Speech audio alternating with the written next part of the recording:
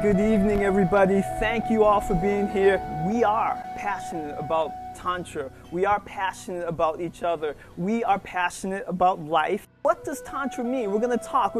We have some very modest goals here for this evening, and we know that everybody's busy. We appreciate you coming out, spending some time with us. But we want to do three things quickly this evening. One, we want to give you an overview of Tantra, our understanding of Tantra, what it means. We want to talk some about our experiences using the different practices, the spiritual disciplines that are involved in Tantra. And three, we want to ask you to think more about how you can use these same practices in your life in order to gain more self-mastery, happiness, and really bliss. So if you've had a peak experience from a sexual relationship, from sexual communion, you understand how powerful that can be.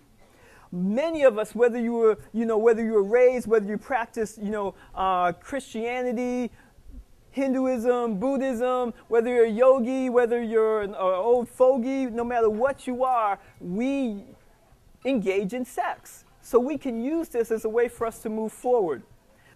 One of the beautiful things about the Tantric path is that it acknowledges the divine in each person, that the divine lives in each one of us, that the divine is in Jasmine, that God is in Jasmine, that God is in me, that God is in Deborah and Tulani and Trina and Jay and Mary and Marianne, that God is in each one of us. Does that make sense? Do you feel me? Are you happy about that? We know that, right? We know that. We know that God lives in us because sometimes we do have those peak experiences. We get to touch that. When we go up to the mountaintop of life, whether it's physical or emotional, we get some idea of that. But too often we live in the valley. We live in depression. We live in darkness. We live in sadness and disappointment. So what Tantra allows us to do, especially when you're in an intimate partner relationship, it allows you to honor that divine in your partner and allow your partner to honor that divine in you. Let me share with you, before I pass this back to my wife, one idea, one theme. I was trained a long time ago as a social worker, and I picked up this idea from a guy who does a lot of couples therapy. And he says that there's 3 stages to any relationship: harmony, disharmony, and repair, right? Harmony's easy. We've all had that experience of falling in love with somebody. You meet somebody, you see him on the street, you see him on the train, you meet him at work or whatever, and you're just like, and sometimes you get that feeling and the other person's like, get away from me, creep, right? But sometimes that other person sees God in you as well, and they have that aha experience, and you fall in love. And it's so beautiful. It's one of the best. It's a peak experience in of itself. That's grace when that happens. Part of it's what you do, but part of it is just God like giving you this gift of grace. What happens then, or at least it happened to Jasmine and I, maybe you've experienced it as well, you get in a disagreement. One of my teachers, he says he doesn't have arguments with his wife. He has passionate disagreements with her, right? Jasmine and I have had many passionate disagreements over the years. In fact, this weekend as we were planning this workshop, we had a passionate disagreement, right? Who's going to talk first? What are we going to do? Who's going to say what? I don't want to say that, right? So many of us lose faith when we have these passionate disagreements. And what do? The divorce rate in America is 50%. We say, I hate you, I'm sick of you, I don't want to be around you anymore. And we run off and we look for grace with another person, right? With another body, with another soul. My old soulmate was broken, so I need a new one. So, the third phase, there's harmony, disharmony, and then there's repair. The skills, the techniques that we'll be talking about allow us to move into a place of repair so we can get back to harmony, so we can get back to grace within our relationship. we want to acknowledge that Tantra isn't just about sex. Because again, going back to the partnership between two people, it's about making all your life more blissful. And if you can't build a strong relationship with your partner outside of bed, the sex that you have is going to be diminished greatly. So how do you build a strong relationship with somebody that you fall in love with, somebody that you care a lot about with? How do you make that work outside of the bedroom when you're not just, kind of getting your groove on as they are over at table 11, right? How do you do that? Well, you do it through communication. But we know, as I said, I was trained as a social worker, and I know that one of the hardest things for couples to do is communicate. Because there's this rap about men, maybe you've heard it, right? That men don't like to share their what?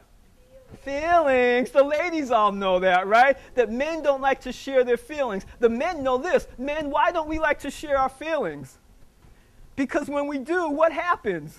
We get in trouble, right? We tell our partner we really care about her, so we want to open up, and we tell her what we think, and she, the forehead gets wrinkled, the jaws get tight, you see the fist clenching up, and it gets into an argument. And so you learn to manage that. As men, very often we learn to manage that by not sharing, by not being vulnerable. So the communicative aspect of Tantra is learning how to really be vulnerable with your partner, to share some of your deepest feelings. It's all these ideas that we oftentimes don't share with our partner because we're afraid if they knew that about us, if they knew who we really were, if they knew how really sick we were, they wouldn't love us anymore.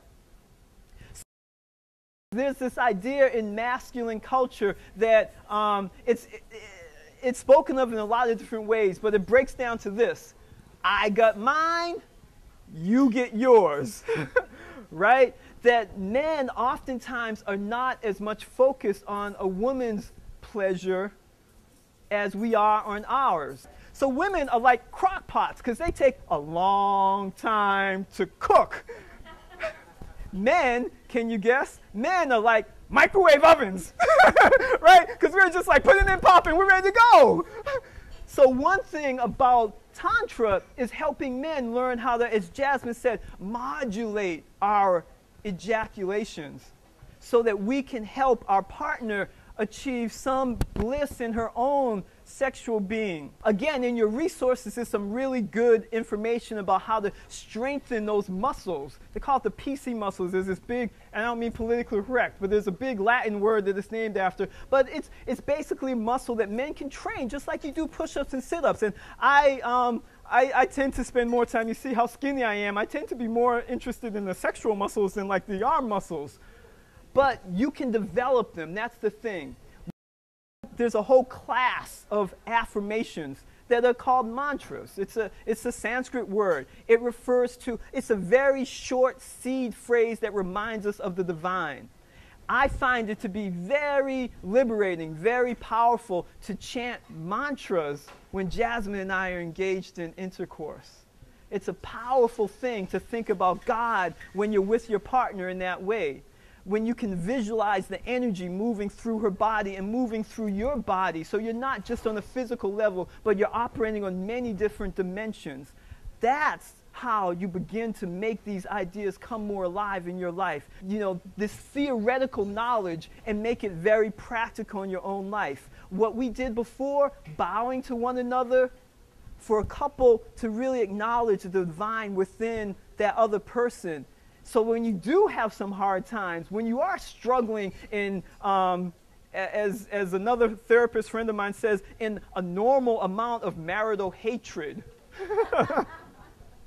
when you are struggling with some of those dark places, you can remember that yes, this person does have God inside of her, that she is a goddess. It is about changing the world. And last point for me around this, if we can't learn how to love one person, how are we going to learn to love our brothers and sisters all around the planet?